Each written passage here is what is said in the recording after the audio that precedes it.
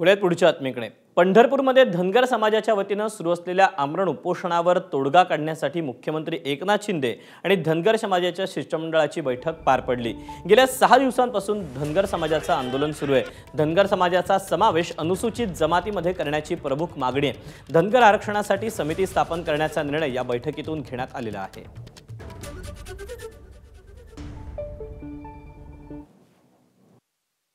जो धनगड जातीचा दाखला काही लोकांनी महाराष्ट्रामध्ये मिळवलेला आहे, तर त्याचे तो दाखला रिव्ह्यू करण्याचे अधिकार हे त्या समितीला देण्याचा निर्णय, म्हणजे ज्या जात पडताळणी समितीने तो दाखला दिलेला आहे त्यांना तो दाखला रिव्ह्यू करून रद्द करण्याचे अधिकार नाहीत, तर ते देण्याचा निर्णय आजच्या बैठकीमध्ये झाला।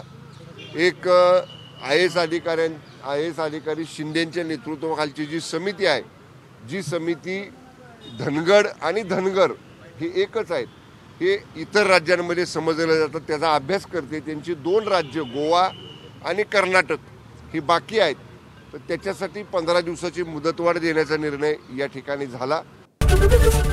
ABP माझा, उघडा डोळे बघा नीट।